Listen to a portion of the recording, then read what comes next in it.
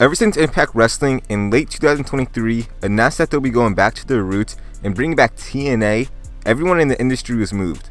TNA started off 2024 with some solid momentum, pulling decent crowds, and in general, just being a viable, well-produced third promotion. Soon after the first few months of 2024 and the abrupt firing of Scott D'Amore, TNA for the first time ever announced a partnership with WWE, well, NXT. But still, throughout 2024, whether it was surprise appearances on TNA or surprise appearances on NXT, both companies were being showcased pretty well. And at the end of 2024, WWE issued a press release announcing they were in a partnership with TNA, basically making it official, I guess. Which makes sense why for TNA's first live Impact in over 8 years, the card saw multiple NXT appearances, and let's not even waste time and let's get straight into it.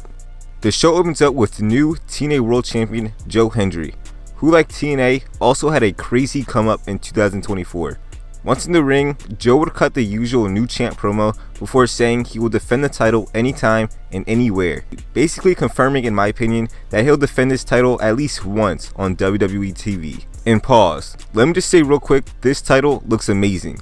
When TNA announced their new titles last year, this one and the ladies one stood out. Hendry then says he spoke to Santino. Santino then comes out to reveal Joe's opponent later on tonight, which turns out to be Matt Cardona, which was pretty surprising, not gonna lie, as he was literally just on AEW/ROH last month. Y'all remember how WWE used to do mass releases? When Dana Brooke was a part of those, she a few months later joined TNA on their first pay-per-view back, except now known as Ash by Elegance. And to this day, I still have no idea what his gimmick is. At first I thought it was like a Tony Storm kind of vibe, but now I have no idea. Anyway, over a year now in TNA, she now introduced her sister, Heather.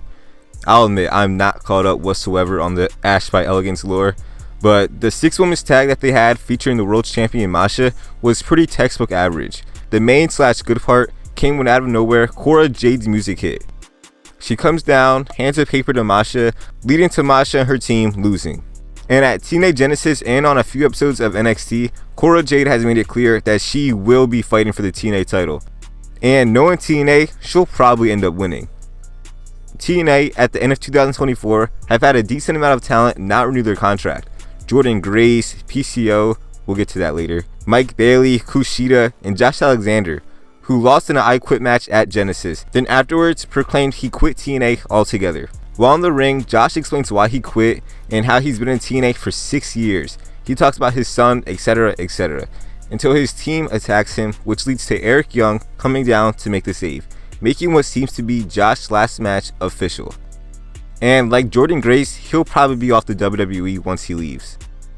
From the moment the Hardys both left AEW and joined TNA, they've been on a mini resurgence. The hardcore spotfest-like matches they've had since joining TNA have genuinely been entertaining, and have pretty much all played to their strengths.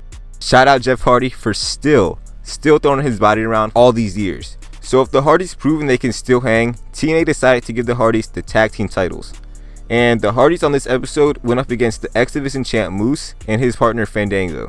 We got the usual Hardys matchup, but this was kind of elevated due to the crowd just loving it and eating every single thing up. And speaking of the crowd, this venue is 100% the best venue TNA has ran in a while. Like, in my opinion, this gives you the feel that you see on WWE and AEW, but without being a huge arena that TNA can't fill. While celebrating, we see more 23 vignettes, which have been happening on TNA for months at this point. Sami Callihan then comes down, then demands 23 to come out. Out comes Steph D. Lander, who legit received 0 pop. And if you don't know, PCO, who was the digital media champ up until last week, showed up at a GCW show and destroyed the TNA digital title on top of shooting a promo on TNA. All real, all unscripted, he really did this. I don't know if it's true, but on Twitter he did say he was offered a 70% pay cut and that the current management was horrible and shouldn't be running a wrestling promotion. SDL says she won the title via divorce, which had me laughing, then reveals the real 23. Her real-life boyfriend, Mance Warner, a GCW wrestler who also received 0 pop. He attacks Sammy, then makes out with Steph. I cannot see why PCO said I'm good off this. The NXT champs Fraxium have been killing it as a tag team. And when I say every match is a banger, I mean every match is a banger. So when you point him up against another high-flying fire tag team like the Rascals, of course we get a match like we did.